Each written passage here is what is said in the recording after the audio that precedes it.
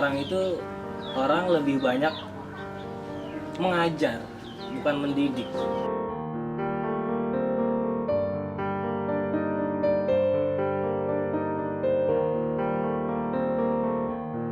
Nggak aneh kita ngelihat pergaulan zaman sekarang, anak-anak SD ngerokok, SD pacaran, SD segala macam, SMP udah main berbau-berbau pornografi segala macam. Itu nggak aneh. Kenapa? Karena mereka itu diajar, bukan dididik.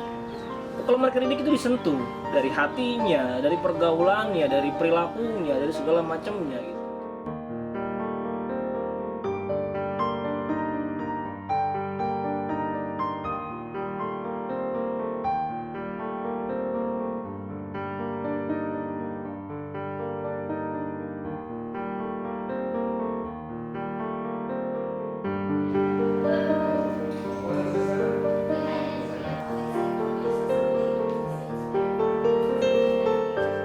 Iya, kan gini, sebelum kita menetapkan kurikulum, ada yang namanya itu analisis. Jadi kita kan ABCD, analisis, behavior, confidence, pokoknya ada tahap-tahapnya. Nah, analisis yang dilakukan itu antara lain adalah analisis tentang organisatori, analisis tentang sosial, analisis tentang psikologi. Banyak analisis yang dilakukan sebelum menetapkan satu kurikulum. Misalnya saja kita mau melakukan analisis kurikulum 2013. Kita harus lihat perkembangan yang dilakukan seperti apa, atau utamanya kurikulum 2013 ini dilakukan oleh pakar-pakar staf ahli yang dilakukan di kementerian. Nah, kita yang menyadur kurikulum 13 ini seperti halnya pada saat KTSP kemarin, kita tetap di setiap, karena kita merupakan daerah yang desentralisasi, jadi setiap daerah juga bisa mengembangkan kurikulum itu sesuai sama daerah masing-masing, sesuai sama topografi dan demografi negaranya masing-masing, jadi daerahnya masing-masing itu. Jadi pada saat untuk bisa applicable atau bisa mengaplikasikan kurikulum tersebut, setiap kita juga melakukan analisis. Jadi automatically kalau kita sudah melakukan analisis itu udah bisa dikatakan sesuai, karena sebelumnya dianalisis. Kalau misalnya untuk Depok seperti ini, untuk Jakarta seperti ini gitu. Jadi dilakukan analisis dulu sebelum menetapkan sesuatu. Jadi gini, kurikulum itu adalah kalau dibahasakan kurikulum itu kan merupakan satuan satuan rumusan yang kita jadikan acuan dalam membelajarkan gitu. Jadi dalam membelajarkan di situ kan nanti ada di situ ada medianya bagaimana, di situ nanti ada bagaimana prosesnya itu dari metode, strategi dan sebagainya gitu kan, dan apa juga tujuannya gitu, dan apa saja yang dipelajari kan. Kalau kita lihat dari kurikulum itu kan seperti itu, dimulai dari yang pertama apa yang dipelajari, yang kedua tujuannya, yang ketiga media ataupun strategi yang digunakan, yang keempat bisa durasi dan sebagainya gitu. Jadi kalau dibandingkan kurikulum zaman dulu dan sekarang, tidaklah bisa dibandingkan.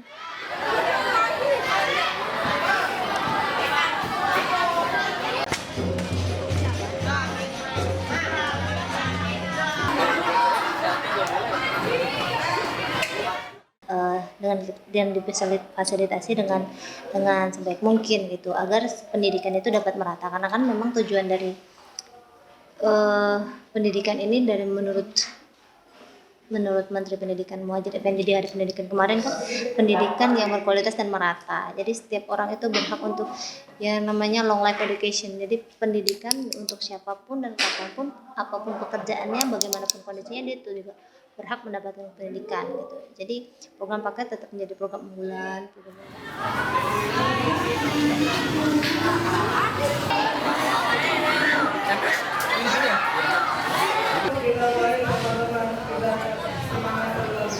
Pendidikan zaman sekarang yang gue rasakan itu beda dengan zaman dulu.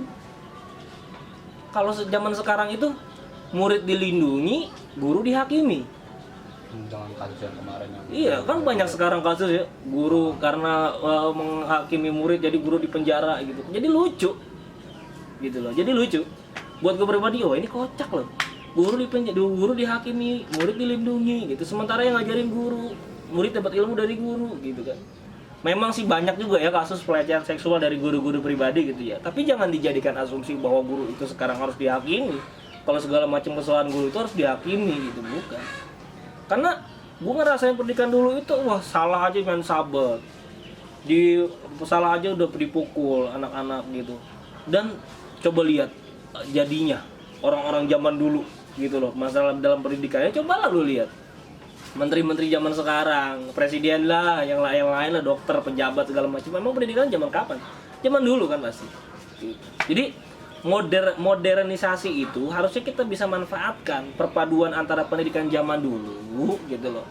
Maksudnya asas kurikulum zaman dulu itu jangan dihilangkan, boleh diperpadukan dengan modernisasi sekarang, adanya komputer, adanya internet segala macam. Itu harusnya mendukung prospek kurikulum zaman dulu terus dibangkitkan gitu loh. Didukung dengan adanya modernisasi zaman sekarang. Jadi jangan dihilangkan. Alhasil sekarang banyak murid-murid yang ngelunjak sama gurunya karena mereka dilindungi oleh hukum.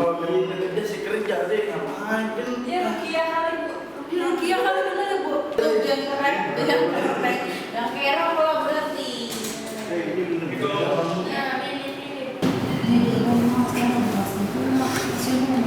Sekarang kurikulum karena untuk 2013 ini dia memang benar-benar menekankan kepada karakter, dimana setiap anak itu memang disisipkan nilai-nilai spiritualisme di dalam setiap mata pelajaran apapun. Jadi bentuknya juga kan pada saat bentuknya rapornya pun dikasih tahu tentang afeksinya, dimana dia memang afeksi itu adalah sisi moral, sisi spiritualitas, sisi dia tidak hanya kita pintar secara kognisi, tidak hanya pintar secara teori, tapi juga pintar secara itu tadi spiritualisme gitu. Jadi memang yang dibutuhkan anak sekarang karena mengalami degradasi moral yang cukup tinggi karena hantaman dari globalisasi yang banyak, jadi memang harus disesuaikan. Karena kita tidak mungkin mengalami degradasi seperti itu dan membiarkan degradasi moral dan membiarkan zaman terus menggerus sisi moral daripada keindonesiaan kita. Akhirnya disesuaikanlah kurikulum yang ditetapkan, yaitu kurikulum yang memang harus bisa mengedepankan tentang nilai-nilai moral dan spiritualisme serta karakter setiap peserta didik, yaitu kurikulum 13.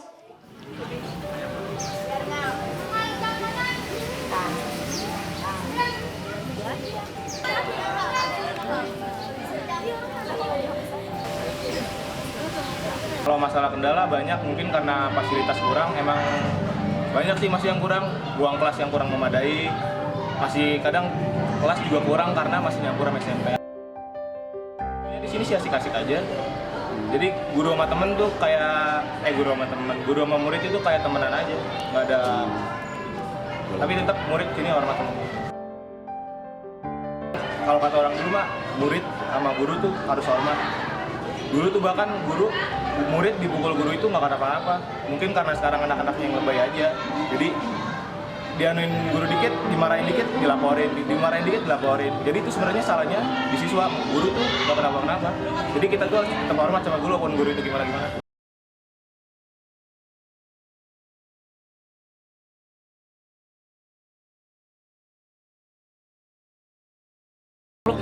Kalau dalam segi kita nyalahin ya, misalkan oknumnya siapa sih? Oh bisa pendidikan kita bisa seperti ini loh gitu ya. Sebenarnya banyak loh orang-orang nih juga yang berbicara kayak gua gini gitu. Cuman apa daya?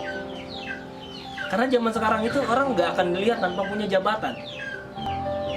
Orang tuh nggak akan dilihat tanpa punya titel. Bintang 5, bintang 6, bintang 700 ya, baru dilihat, oh iya nih bintangnya banyak, baru dihormati. Orang-orang yang berpenampilannya biasa aja, segala macamnya mereka, padahal mereka lebih hebat, tapi itu nggak akan dihargai. Itu zaman sekarang. Yang dilihat itu orangnya, bukan omongannya. Kalau kata Rasul kan jelas. Ungzur makola, walata ungzur mangkola. Lihat apa yang diomongin, jangan lihat siapa yang ngomongin. Tapi zaman sekarang beda. Lihat dulu, yang ngomong siapa nih? gitu. Baru lihat apa yang dia omongin gitu. Kalau zaman sekarang kayak gitu orang lihatnya. Presiden, oh iya jelas presiden. Menteri Pendidikan, oh iya jelas Menteri Pendidikan, didengerin omongannya, gembel. Walaupun benar diinjak. Zaman sekarang nggak akan didengar kita cuma bisa keluar giar didengar enggak. Kan kita nggak ada titel. Siapa yang harus bertanggung jawab dari pendidikan seperti ini? Ya nggak tahu. Siapa yang harus tanggung jawab? Mereka ngerasa nggak bersalah kok.